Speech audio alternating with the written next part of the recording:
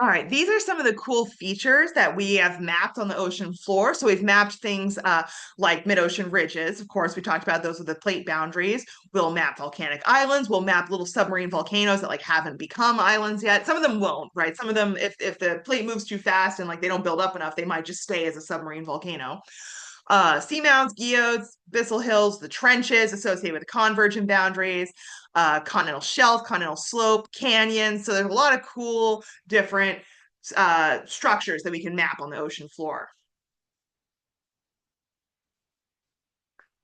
We generally split the ocean into what we call provinces. So basically different types of areas of the ocean floor.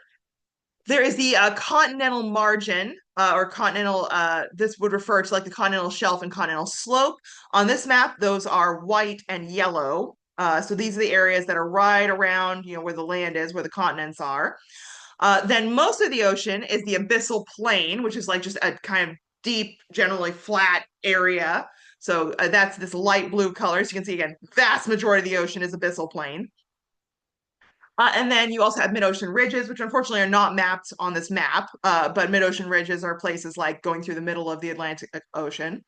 And trenches, areas where you have convergent boundaries that create these very, very deep locations, which are, this is Hadal, so it's not quite just trenches, but trenches would show up as dark blue on this map.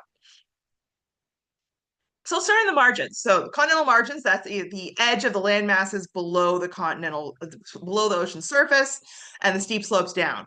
So here you have land up here. Then now we're getting into the ocean and we have what's called the continental shelf. So this continental shelf is again the piece of land that's kind of sticking out into the ocean before it kind of drops down into the deeper part of the ocean. The continental shelf is relatively shallow, of course, because it's sticking out from the land. And this is where most of ocean life is found, is on the continental shelf. And that's because since it's shallower, there's light. And if you have light, you can have photosynthesis. If you have photosynthesis, you can have the bottom of a food web that then supports all the other life above it. So that's why most ocean life is located on the continental shelf. Then you kind of have this little shelf, what we call the shelf break, which is kind of the edge where it then starts sloping steeply downward. We call that the continental slope. And then there's an area where it kind of is a little less steep. We call that the continental rise. And then you're on to the ocean floor. When we talk about continental margins, there are two main types, active margins and passive margins. Active continental margins are areas where the margin is close to a tectonic plate boundary. So there's a little more geologic activity happening. So again, you're right near a boundary. And the west coast of the United States is an example of that. A passive continental margin means you are far away from a plate boundary. So it's called passive because there's not much geological activity. From a geological perspective, there's not as much happening there. And the east coast of the United States is an example of a passive continental margin. So active continental margins, you tend to have a much smaller continental shelf. So there's not, you have land, and then there's not this like huge shallow area before it drops off. There's land, and then there's like a little shallow area, and then like right away it drops down to like the deep, deep ocean. So little tiny continental shelf. It tends to be kind of more dramatic shorelines. Again, like think about what we have here in California, pretty steep beaches, like big cliffs, that are going into the ocean, and more geological activity, things like steep mountains, earthquakes, and volcanoes. A passive continental margin, you tend to have a much larger continental shelf. So if we go back, actually, oh yeah, I'm going to show it in a second. So you have a much larger continental shelf. So you have land, and then you have a big shallow area before it then drops off. And there's low geologic activity. So you don't tend to have volcanoes or lots of earthquakes in these areas. Because again, they're not near a continental plate boundary.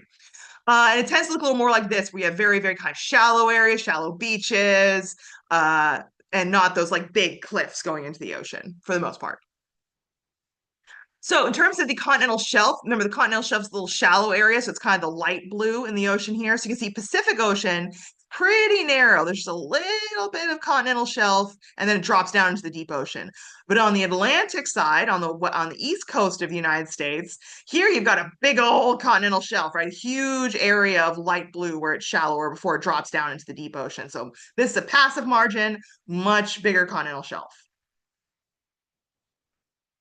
All right, next up, submarine canyons. These are not super common, but here in California, we have a very large, iconic one in Monterey Bay, the Monterey Bay Canyon. So I wanted to talk about submarine canyons a bit too, because they are really, really cool habitats for living things. So these are found on the continental shelf and slope. So they are not the same thing as trenches. A lot of times people get submarine canyons and trenches mixed up. So trenches, remember, are at the barrier between two tectonic plates where you have a convergent plate boundary and it kind of pushes downward like this. A submarine canyon cuts straight through the continental shelf. So it's like perpendicular to the land. So you have like land right here, and then the submarine canyon cuts perpendicular into the land.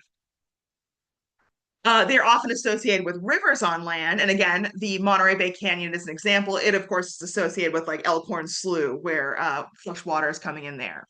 And this is showing the bathymetry of Monterey Canyon. Monterey would be like right here. And the Monterey Bay Aquarium would be like right there, where we're going to go later in the semester. This is actually the last question for you guys. How do you think these canyons form? What process is responsible for kind of carving out that canyon?